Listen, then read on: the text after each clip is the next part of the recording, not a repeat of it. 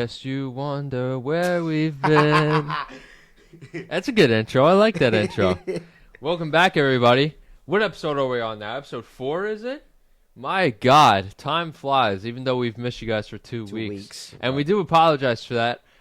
Mostly my fault. I'm a very busy man. No, that's but on we both do, parts. but we do try to pick it up, and we're also a bigger thing is we're trying to work out, like we've said in the past, a better way for the setup of this. Obviously, this is probably going to be the last time that you see us together in the same room at this table. Hell, probably until next summer, if not ever, because we're going to try and switch to the over video call version. Because obviously we're going to have to do that during the 9 months that I'm in South Carolina, starting in August. So it's better we get the ball rolling on that early. Right. So we've been working out the logistics of that, how that would look, how that would work. So we're probably going to try and start doing it next episode. And yes, next episode will most likely be next week and not 2 weeks from now. But like we said, trying to work on the scheduling on that. Definitely when I go back to school, it'll be a little bit of a better schedule for us to work with. Hopefully. But regardless, we're back. We're here. My hair looks like crap, but we have a lot to talk about. There has been a lot that happened over the last 2 weeks since we've last talked. Yep. But in more recent news, I guess we could talk about what occurred on Saturday night in Las Vegas. UFC 317, Poirier versus Oliveira. And boy, that was, first of all, not just a fight in general, but a fight card. That was a card. That was a card, to say the least. The expectations for it was high, but man, everybody did good from the early prelims all the way to the main event. I mean, that was a insane card. We had a fight of the night. We had a spectacular knockouts. We had great submissions. We had prospects, young guys moving up in the rankings and proving themselves against older contenders and guys who have been veterans in the UFC for a while. So the whole card was amazing, in my opinion. It was like a 9 out of 10. Yeah, I was very. I'm not gonna lie. I wasn't like the card was, getting all this hype. I just thought it was overhyped. I wasn't really like, expecting a crazy amount because that's usually what happens. But then I seen obviously Royval versus Van, was it? And boy. Fight of the year. Fight of the year. They already called it fight of the month. So sorry, fight. It's gonna be fight of the year. So that was just a dope. I love seeing fights like that. They're just up on the ground, just going at each other. Boom, boom, but boom. then boom, again, boom, boom, boom. we expected Royval to have a great fight because he never, no matter who he's fighting, he's always gonna have a great fight, no matter who he's put in with. Yeah, no doubt. But just Van was just. He arguably has, and especially to that last hit that he punched at the end that put Royval down originally. Like, imagine the fight would have ended like that. That would have been like a Holloway Gaethje type end. Yeah, it gave off that kind of that vibe of Holloway versus Gaethje, but his boxing is so crisp. He's arguably like one of the best boxers in the UFC. I mean, no matter what Royval was throwing at him, he was just hitting him back, counter punches, straights, jabbing him all night. Everything that he threw, it worked for him all night, and he's going to be a problem, and I'm happy that he's in the flyweight division. I'm super happy because with him now being in this division, he's now going to be the number 1 contender most likely, which means it's a new guy that Pantoja hasn't faced yet. So we get somebody that actually is going to give Pantoja some troubles, hopefully. Yeah. Now, granted, Van is one of the more younger guys on the UFC roster. He's around 23. Something like that. So he is going to be a little bit more inexperienced, but man, he's going to be the future of that division. Yeah. I hope so. I can't wait to see what he does in his next fight, which I'm hoping is for the title. Yes, and I am really excited because speaking on obviously that division, obviously after that fight was Pantoja versus Kai Kara-France. Kara-France, yeah, I was drawing a blank there. I didn't I've said this in the past. I don't really pay attention to that division too much just because Pantoja is just so dominant. There's not really much of a change recently, but I liked Kai because I liked obviously his style. Obviously he's Kiwi. For those of you who don't know what that means, that's just another way of saying New Zealander. Just the whole New Zealander style, the whole Kiwi style of like just sticking the tongue out, just like it's like it goes like like what like it's the craziest. They look crazy, but and because I was looking at like if you didn't know any better and you didn't know like that what Kai versus Pantoja was gonna look like, you'd think that Kai was a murderer looking like that he was an estranged killer. And some of those Kiwi fighters and some of those Kiwi people that do that look crazy. Like, and they got their tongue out, their eyes are out like mad, and it's like, yeah, like, bro, that's the craziest thing I've ever seen. Like, if I was ever in a face-off with a guy like that, I'd be scared for my life. Like, this guy is crazy. He looks like a killer. But then you got to the fight, and just Pantoja's just too good. Kai doesn't have much of a ground game. And you put that against a guy like Pantoja, bro, he had no chance. And I was pulling for Kai, too. I wanted Kai to win. I wanted to see a Kiwi champion. Because then we'd have two champions from down under. Kai would be representing New Zealand. And then obviously you got Volk representing Australia. And you have Madalena. And Madalena as well representing Australia. Because that's new as well. So you'd have three champions from down under. Like that would that's crazy to me. Yeah, but there was just he didn't have a chance. It's a big skill difference. Yeah. Like I said, had that fight stayed up on the ground, like off the ground, Kai would have had a decent chance. But the second I saw that Pantoja got down on the ground, I was like, oh, there's no like, and he was down there the whole first round. I was like, there is no way this guy wins this fight. No, it's disappointing to say the least. You will want to see a new champ, obviously, with a guy like Pantoja, though. It's impossible to see somebody beating him. We're all hoping that Van actually does pull through. Because obviously Jon Jones is going to fall. Speaking of Jon Jones, our prayers have been answered, ladies and gentlemen. He has finally vacated the heavyweight title. Oh, my goodness. Somebody's listening up there. I'm telling you, bro. Man, we've been praying for this. I tell you, man. I used to pray for times like this, around like this. Absolutely, my friend. When I tell you, when I seen the news that Jon Jones was retiring. Oh, I immediately texted you. I was in Saratoga Springs this past weekend, and I was walking into a restaurant. I just look at my phone. My phone starts blowing up.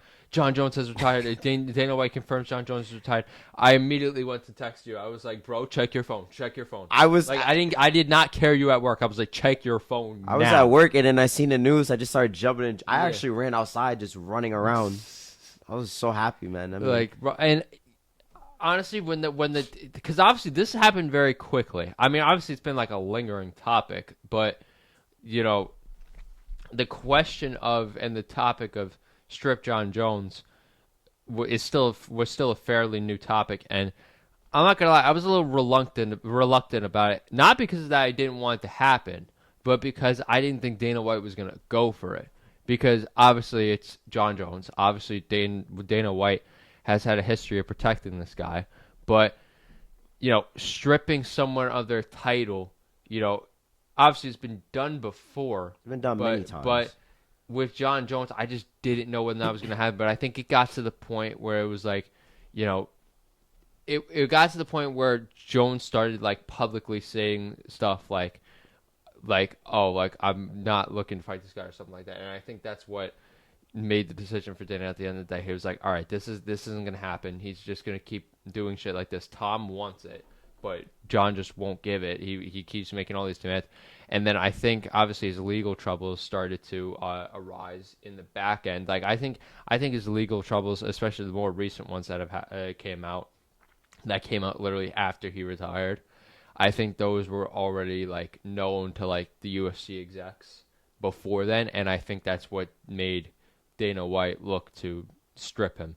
So it was a good decision on Dana White's front, not just on the public eyes front, but also a business front, because obviously without this fight happening, the heavyweight division is just at a standstill. because nothing can happen because Right. you still have the champion. You have a champion who doesn't want to fight, and you have an interim champion who wants to fight and wants to unite the belt, but the champion doesn't want to fight him.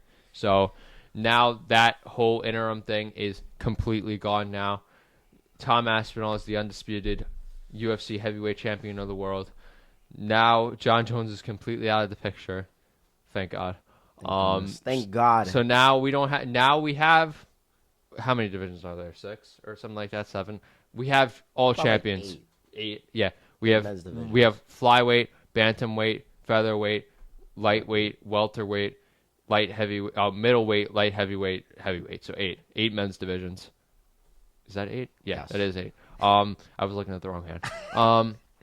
But yeah. So 8 divisions, 8 men's divisions, 8 champions. No 8 champions and an interim champion. No 9 nothing, champs. No 9 nothing, champs. No. No 11 champs with 3 interim champs. Nothing like that. Nothing like that. All undisputed UFC champions. Thank Mm-hmm. goodness. Yes. Yeah. So that it's finally it's It's great gonna to sound see. like boxing with all these champions in each honestly. division. Jesus. So that's why I don't even keep up with boxing. 'Cause there's just so many champions, so many meaningless belts. I'm like, bro, it's over with. Boxing but is it's- great. I mean, just it's a lot of politics. yeah, That's that's what the boxing problem. A lot more politics. Very. But regardless, Tom Aspinall, congratulations. You are officially the undisputed.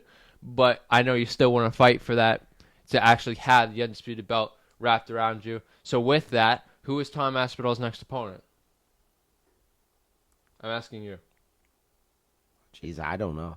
Because that's I don't know. Because I'm gonna be fully honest. Heavyweight division, another division I really don't watch. The heavyweight division is worse than the flyweight division, Yeah. probably. I mean, that whole division had a champ for a Yeah. year and never got unified. Yeah, I think it's gonna take a while. Even though Jon Jones is just retired and we now have an undisputed, I think it's still gonna take a while for the heavyweight division to recover from that. Oh, I think 100%. I don't have any doubt in my mind that Tom Aspinall will be running the heavyweight division for a while. Not that he hasn't already, but I think that he will be the problem in the heavyweight division for a while. But before the heavyweight division can recover in any sort of capacity, we need Tom Aspinall to be able to fight someone and to get that train rolling as only one champion now, not 2 Absolutely. championship fights going on, because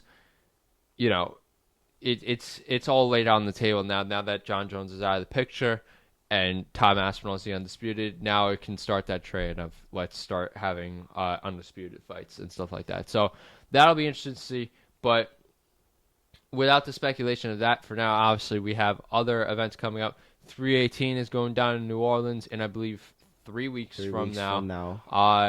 Obviously, it's Holloway versus Poirier for the BMF title. BMF standing for baddest mother. Effer. Yeah, we're going to try and stay monetized here. But, yeah, so that's it. That's going to be exciting to watch. The card itself, we were just talking about before sitting down to record. The card itself is not really something too crazy, but honestly, I don't think it needs to be, because the only thing people are really paying attention to is Holloway versus Poirier, the fight in general, but also it being Poirier's last fight. You still would want to have at least a little bit of glamour. Yeah, you still want to have at least a little it. backbone on it. But, at the end of the day, this is what's making the headlines. It's a glorified fight night. Yeah. That's what it is. Yeah, I guess. Yeah, it is. You're right. But but you can't throw Holloway versus Poirier on a fight night. Are you Oh, God, crazy? no. Absolutely not. Especially if it's for the BMF title. Yeah. No. I don't think you could ask for a better final fight for Poirier, because for those of you who don't know, it was either Poirier introduced, it was Holloway's first fight in the UFC, or Holloway was Poirier's first fight in the UFC. It was one of the two. I think he was like 19 or 20 when they first fought. So he was But very regardless, green. for one of them, it was their first fight in the UFC. So It's for Holloway. it was, right? Yeah. So to introduce Holloway into the UFC against Poirier, that was a good fight. And then obviously later on, their fight for, what was it, the interim belt? It was for the interim belt. That was that after Khabib retired, or was that? No. That was when Khabib was supposed to fight Tony Ferguson. Then it was like, that was just whole shenanigans because Tony pulled out, Khabib pulled out. Yeah. So they had to do the interim title. And then it was supposed to be Khabib versus Holloway, but Yeah, and it was just a whole obviously, mess. Poirier won that, and I think that's a part of Poirier that like always stings with him is that he has a belt to his name, but it's the interim Interim belt, title. It's and not he knows that. undisputed. He knows that. So after, and we talked about this like in early episodes, but we talked about when Poirier fought Islam for the belt, which was his last title shot at the Prudential Center for 306, I believe it was. But yeah, you could just see his face after he knew that was it. Yeah, So it was. and now obviously we got his final fight coming up. So I'm excited to see the display of it. I'm excited to see. There's been a lot of talk that people want him to walk out to obviously shine bright like a diamond because that's Well, he did when yeah. he fought Islam. And so. that was the perfect walkout for me. Shine bright like a diamond at the beginning, which is also tribute to that to the guy who sung that it, bit of yeah. it because obviously he passed away not too long ago. Rest in peace. And then he cut into the boss, which let me tell you, this is a little under wraps. Anybody who went to college with me knows this. I'm a big James Brown fan, so it holds a sweet spot in me when he walks out to the boss. Pay the cost to be the boss. Pay the cost to be the boss. But yeah, I like that. So if Great he vocals, could, Jake. Great vocals. yeah, I know, great, yeah, right. Don't put me on a regular anytime soon. But yeah. So the fact that I would want him to do something like that again. Walk out strong because I'm going to do that, but that's probably not going to happen. It's either going to be he walked out to fully shine bright like diamond. There was talks that he might walk out with Lil Wayne. I'm not really a big fan of that because I think the story behind that is that was one of his earlier songs, walking out to Lil Wayne. But I'm not really a big fan of that because I want shine bright like a diamond and I want the boss. That's just personal preference, but he's been talking about Lil Wayne possibly coming out. Everybody else is talking about him walking out shine bright like a diamond. So we're just gonna have to wait and see what happens. I doubt there's gonna be any sort of confirmation beforehand. We're just not gonna know until he walks out. So yeah, I'm excited to see that. Obviously, I like Holloway's walkout, Hawaiian kickboxer. Oh, Hawaiian kickboxer. I don't. Because for those of you who don't know, Holloway's Hawaiian. But yeah, so that's gonna be a great fight in general. Aside from all the walkouts and stuff like that, UFC 318, July 19th was it?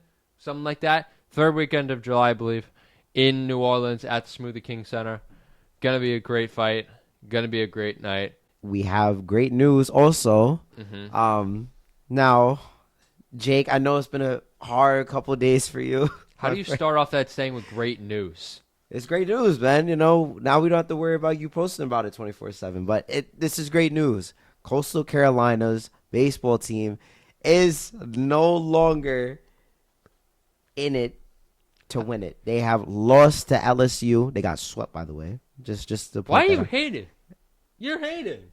They got swept, by the way. No. Time out. Why are you hating? You don't even watch college baseball. They hate watch never stops, my friend. Never stops. Anyways, You're a Washington fan. hate watch never stops. Anyways, LSU beat Coastal Carolina in a series 2-0. I know you wish you were there. Yeah, I was actually gonna pull the trigger and go. I'm not gonna lie. I had friends there, and I was thinking about had I not been in Saratoga Springs that weekend, I would have won. You should have. Yeah, Would have been even better for I you was to looking watch at your team flights get and smoked in everything. the I was second game. gonna fly to Omaha. I was gonna go, and I was like had we gone to a game 3, I was generally considering just flying there for the day and then flying back later that night. Should have went.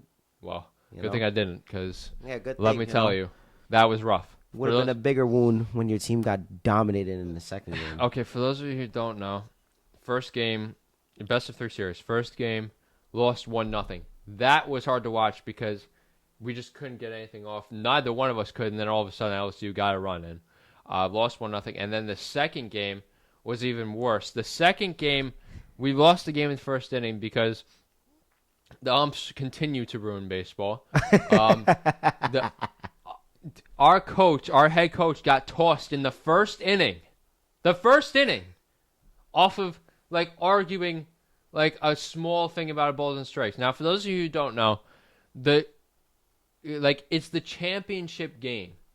You're not throwing a coach out for arguing one tiny thing, and he's not even like losing his crap over it. Like he's not losing it. He's like just like he's vocal about it. He's passionate. So he's arguing with the ump about it. He's just like trying to get a better understanding, I guess. And then the ump just decides to toss him. That's when the coach loses it. Head coach Kevin Schnall lost it.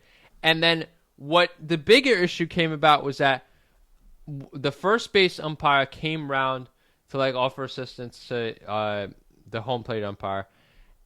And I think what happened was he must have tripped over either one of the other umps' foots or over the head coach's foot. Ultimately, the ump fell back in an embarrassing moment, and he immediately gets up and suspends him for 2 games. That was tripping comedy. the ump, for pushing the ump. That was just pure comedy. That was just stupid. Bull. Like if you watch the video back multiple times, you could clearly see he tripped over someone's foot. There was no push or anything like that. So I mean, at the end of the day, it didn't really matter because we lost the game. But the fact that he's getting a suspension for something like that, and then furthermore, after that, our first base coach gets tossed as well for arguing. So we're down 2 coaches. We had, I think it was our third base coach or something like that had to step in as the interim head coach. And now, granted, I will give him props because he was trying to hold the team together after every inning. He like brought them in for a huddle in the dugout to try and like keep them together.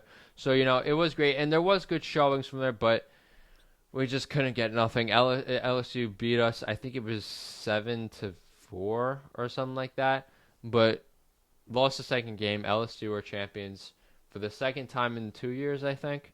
But yeah, it was rough because I mean, when you look at Coastal has won national championship in any sport, and it is baseball from 2016 after that great run. And had the championship series not played out the way it did, there was no argument that Coastal could have won that. But like if we were on a 26-game winning streak, we were beating teams like Auburn, Arizona, Florida, we could have beaten these guys, but LSU wins it. We have, because we're in the Southeast but not in the SEC conference, it's just a constant battle with the SEC for us for bragging rights and stuff like that. When we beat Florida, it was our day to win it, but then obviously we lost to LSU, so we still aren't hearing the end of it. On every poster in the Coastal, there's an LSU fan somewhere, and the day football comes around. Oh boy. We're not playing LSU, but we are playing South Carolina. Oh boy. If South Carolina beats us, which obviously is in heavy favor of them, we're never going to hear the end of it from the SEC. Even more bragging rights for them. So, because it's not like it's Coastal versus LSU. I mean, yes, it is, but like as far as like arguing is concerned, it's just Coastal versus the SEC, because obviously we're in SEC territory. We're kind of, because we're on the Carolina border, we're kind of on the middle of SEC and ACC territory.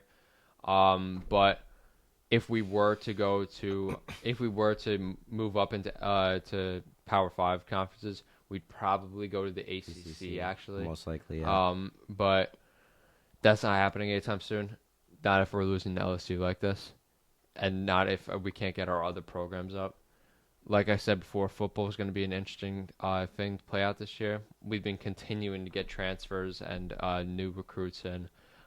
We just officially cut the ribbon on our brand new, I think $7.5 million athletic facility for the football team, training facility, and the school is continuing to evolve the stadium. They're adding like premium lifted seating sections on the side of the stadium. I think it's the south end of the stadium where there's no stand, because obviously Brooks Stadium for football is a 3-sided stadium.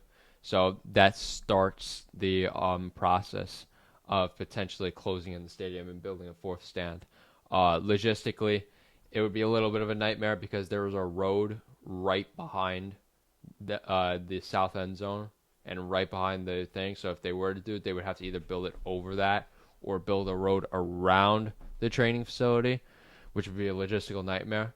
So and they're already they already said they're going to be building a footbridge over the highway that's next to it. That still hasn't been started. So, I'm not down in Coastal in any way. I know there's a process to doing things. We are in the middle of a president change. We have a new president coming in 3 days, actually. So there's a lot of changes going on at Coastal. So whether we'll see that fourth stand at Brooks Stadium, whether we'll ever see that footbridge be built, we don't know. But we do know that the plans and the money for it is there. So just give it time. The campus continues to evolve. There is a bright future for Coastal athletics and for the Coastal Carolina campus in general. There's talks about a new academic building being built. Obviously, there's been talks about a new arena being built for the basketball team. So, yeah. But with the topic of college basketball, before we move into the broader talk of it, just staying on Coastal real quick, just so I could briefly talk about this, because this is a topic of discussion for not just Coastal, for a lot of smaller schools in the country. Coastal Carolina's current arena, the HGC Center, is about a 3,000 person arena. One could argue it's the size of a Texas. Actually, it's smaller than a Texas high school gymnasium. But so people have a lot to say about that. They say, "Oh, our arena's too small." Like App State has a significantly bigger arena. Old Dominion, other schools in the Sun Belt Conference have much bigger arenas than this. And I tell people when they bring this topic to me, I tell them my first argument is, yeah, they have much bigger arenas. Do you ever see them filled? They're almost never filled. And it's not because the team isn't good. It's just because it's the Sun Belt Conference. Yeah. And a lot of these schools are in the middle of nowhere. App State is in the middle of the mountains. Coastal Carolina is in the middle of the Myrtle Beach area, although there's only so many people that live there year round. And we say this with the football all the time. The popular sport down there is football. Not many people are going around the basketball. Our basketball team, men's basketball specifically, has been a little bit of a rut these last couple of years. We just got a new head coach who's still trying to get his team together. This past year was a little bit of a rough season for us. But the women's team is great. They're on a great run, and they will continue to be.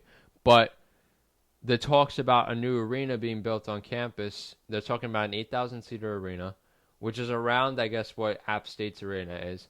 But I tell them, I'm like, the only time we ever fill our arena, for our current arena, for games is when it's against big rivals like App State, James Madison, Old Dominion sometimes, and then when we have big promotional events. But then every other game, the arena's half full, not even. So it's just, it comes along with trying to get people out to these games, not just people, but also the students out to these games more often, because I've heard, I've talked with people in our athletic department, obviously working in the athletic department in the capacity that I do. I've heard people talk with our athletic director, Chance Miller, who is also new to the school's program. He just came from South Carolina beforehand. So he has great experience with big environment programs. So he's been trying to get the students out to these games more often. But you got to remember, first of all, only so many students are going to want to come out to these games at all. Because you got to remember, not every student is interested in sports. So you got to get these people out to these games. Then you also got to remember, Coastal is a very small school. We only have, I think we got a very big freshman class coming in this year, but you only have a little over 4,000 people that go to school, not all of which that live on campus. So you're talking about, what, maybe half that, a little over half that of people that actually live on campus and would actually be interested in going to these games. You still got to get these people to come out to these games. All these people are going to the football games. There's no question about that. It's basketball that you got to get a little bit of bigger market for. It's not like we have a top 10 basketball program every year. That's why these kids don't come out to the students don't come out to these games. So, it's going to take time, and if you want to build a new arena, that's fine. Our current arena, it's not like our current arena is old. It was built in like 2000, in like the early 2000s. We're on our second arena already. We already had the Kimball Arena, which is now our rec gym, that we just moved from. So that is a bigger arena in itself. But if you want to build a new arena, you got to be able to fill it. Otherwise, it's just going to look empty. So I get why they're doing it, and it doesn't hurt, but you just need to continue to get the bigger market in basketball. So I'm interested to see how that plays out. Obviously, I got another 3 years at the school, so I'm going to be interested to see how it plays out this year, if any new developments come around with that. But, yeah, I'm excited to see. And I'm also excited to see what I can do personally for the in-game environments, because obviously I'm going to be working more in a bigger capacity with them.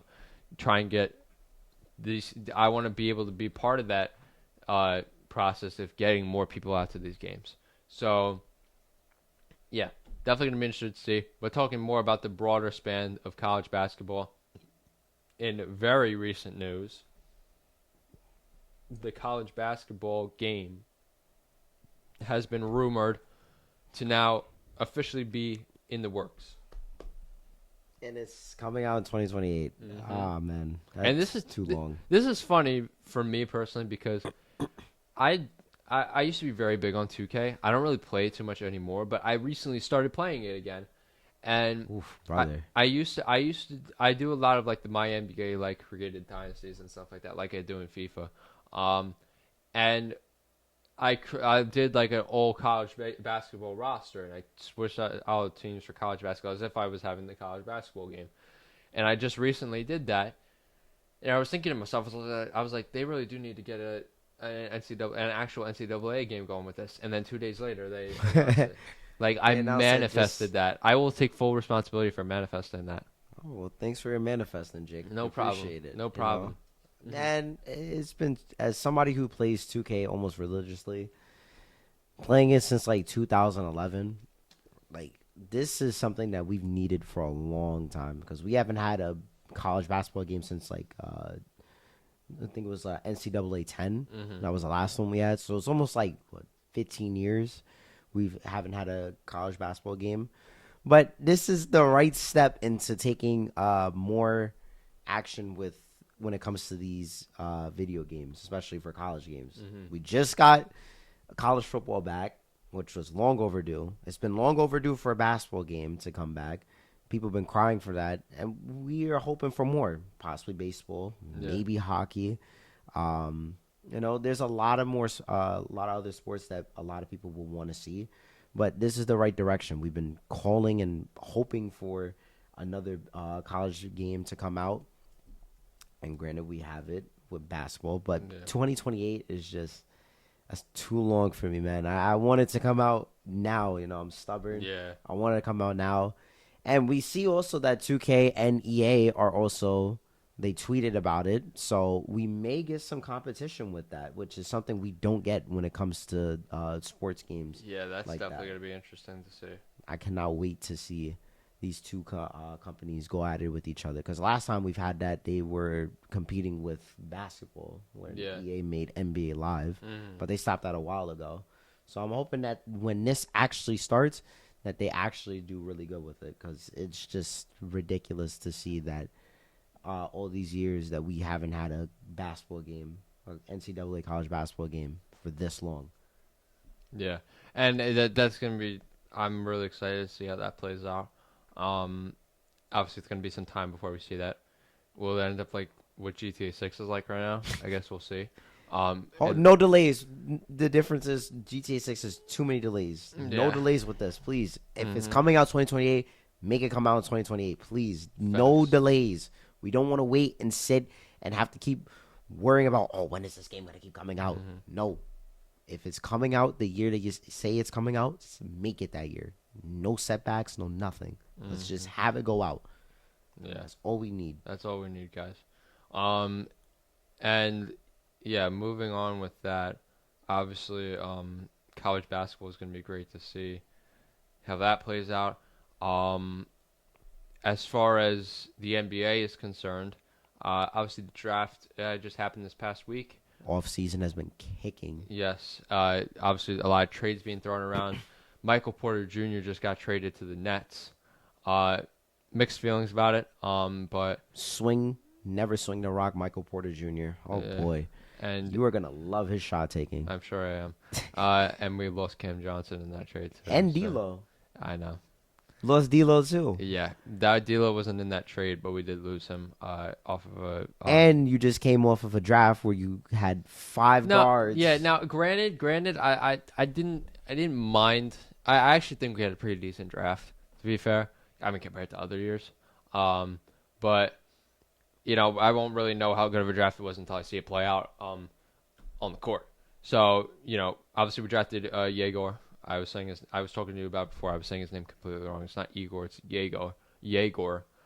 He played for Michigan. But he. Well, in other news, I was at the NBA draft. And so I met a couple of these guys, and it. I'm excited to see what Yegor can do. He is huge. But and then obviously we drafted a French guard and then I believe two Israeli players as well, and then there was another player as well. You drafted them also back-to-back picks. And Yeah, those were the back-to-back picks. there's like a meme. There was like a photo going on with like where you drafted Wolf and the other guy. Yeah, and then Wolf, yeah, 20, yeah. And then Wolf, right yeah. after the Celtics take Hugo Gonzalez. So, and everybody's been passing around that this is gonna be like a Steph Curry type of situation. If Hugo Gonzalez becomes a franchise guy for Boston, you are never going to live this down. Never. Yeah, that's You're true. already not living this down because of how many guys you've taken in the draft where they play the same position. Yeah. So it's kind of like it doesn't make sense to me. I mean, I know that you guys are rebuilding, and it sounds like more of just like, all right, we're just gonna hope to see which one hits for us, Yeah. But there was much more. If you guys could have like switched it up from time to time, it would have been better rather than just taking the same position over and over again. Yeah. It just seemed like a waste of picks. If not, then if you felt like just taking the same position, why not just trade the picks? But hopefully one of the picks actually works out for you guys. So Yeah, hopefully, man. I just, I'm so used to the disappointment of the Nets at this point, to the point where I know it's a rebuild, and I know we've been saying this like it's gonna take time, but we gotta start winning stuff eventually. So, don't push the button too far fast, my friend. Don't push it. As much as like I've always had mixed feelings about Sean Marks, our GM, just because of everything that's happened. But at this point, I know he knows what he's doing, and Jordy Fernandez, I'll give him credit because obviously he can only work with so much in the position that he is in, but it's gonna be a while still before we see anything. It just depends how these rookies play out in this draft. But speaking on the topic of me being at the draft, I'm excited to see how a lot of these players go. I met Cooper Flag, and by met I mean congratulations, and he said thank you. That's about it. Same thing with VJ Edgecombe, and McNeely as well. Excited to see him play out. Yeah, so I had a brief conversation with Carter Bryant. He was a really nice guy actually. He got drafted by the Spurs, I believe, from Arizona. And yeah, he was in the area that I was working in, and I had to grab something from him.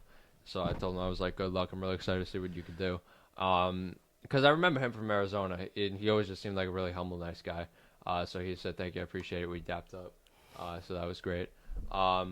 Jake's now a super agent. I know, we got some talent. Well, on top of that, the last guy I worked with at the draft was Liam McNeely, who was a UConn guy. So with him at the draft was none other than UConn head coach and legendary head coach Dan Hurley. He was with his assistant coach. They took a photo together, and afterwards, Dan Hurley was on his way out, and I stopped him for a second. I was like, hey, congratulations on another one, coach, because obviously he has a lot of draft picks.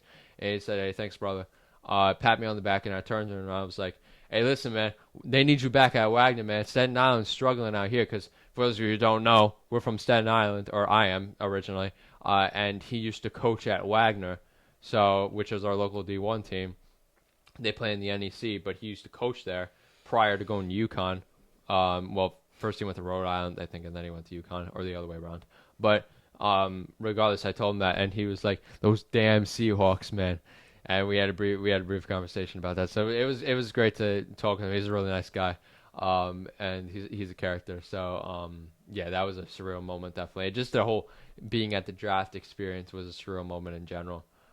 For me personally, as someone who wants to work in the sports field, getting the opportunity to be invited out to the draft was great, and yeah, it was definitely cool. So now we know if he goes to Wagner, it's all I because of you. manifested it. I'm manifesting a lot of stuff here recently, aren't I? But yeah, he said he said in that conversation, he was like, "Hey man, maybe in the next like 5 years or something like that." I was like, "Hey, listen, I'm a UConn fan too, so you keep doing your thing over there. Wagner can wait. I'm not really a Wagner fan. I'm just from Staten Island, so I'm a Never UConn. say never. I'm a UConn fan and a Coastal fan first. So, man, if it happens, let's look back on this video, especially if we get famous. But Hopefully. yeah, so Speaking on basketball too, last time we talked, we were talking about potential trades, and one of the bigger ones that happened this offseason was with my Rockets. Now granted, I did say before that I didn't think we were going to trade for Kevin Durant because of our window, and look what happened. Lord behold, when I open my mouth, my team does the opposite and decides to just go for it, and we traded for Kevin Durant. Now, to be honest, I don't know. I feel like the trade itself listen, it was a good trade. We gave up less than what I expected. We Yeah, no, I traded was definitely surprised with the details of the trade. 5 second-round picks, 1 first, which was from this year's draft, Jalen Green and Dylan Brooks. Now, I'm not butthurt about losing the picks, but it does sour me a little that we did trade away Dylan and Jalen Green. Obviously, these two guys were an integral part of our rebuild, especially Jalen. He was the first pick of our rebuild, so it does hurt a little bit to see him go along with Dylan because he brought in a different type of culture to our team.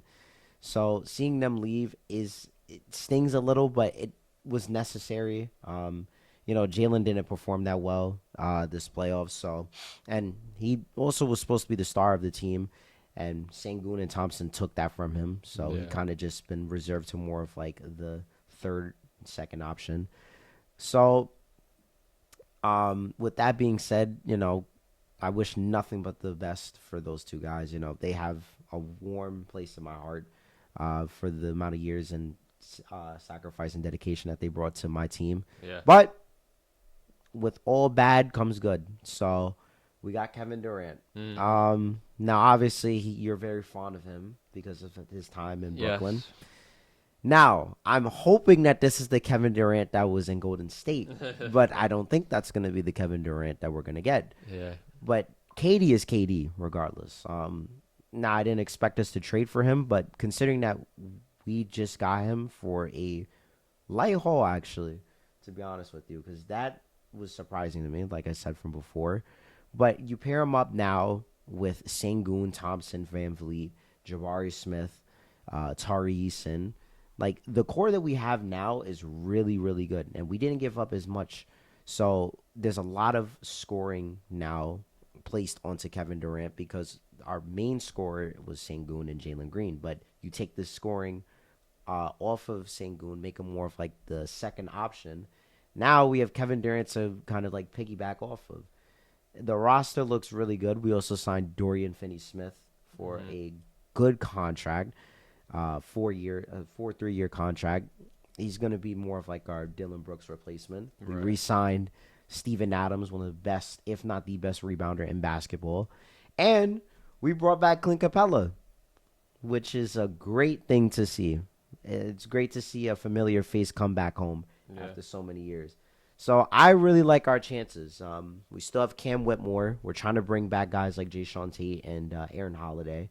So they're going to be decent pieces of our bench. And then we'll see where it goes. But yeah, so updated topics on all fronts. Excited to see how that happens. Like we said, you're probably going to see us transition more to over the video call, probably for the rest of this podcast existence.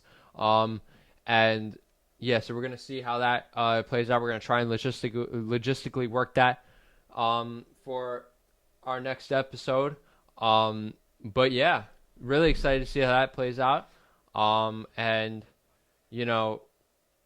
yeah, hopefully we can continue to make good content like this. So I'm hoping we just keep pushing out more episodes for you guys. Yeah, we're just gonna keep pumping them out, man. We're so sorry we took 2 weeks. But, yes. It is what it is. Yeah, things happen. Yeah, but we are back, and we are excited to keep going. Yes, this has been episode 4 of the Outsider's View Beyond the Game podcast, presented by The Boys. I'm Jake O'Connell. That's Keyshawn Washington. Follow us on social media at theoutsidersview.btg. Subscribe on YouTube. Follow us on Spotify. New episodes on Fridays, 9 a.m. Eastern. Thank you guys so much for watching. Ciao for now.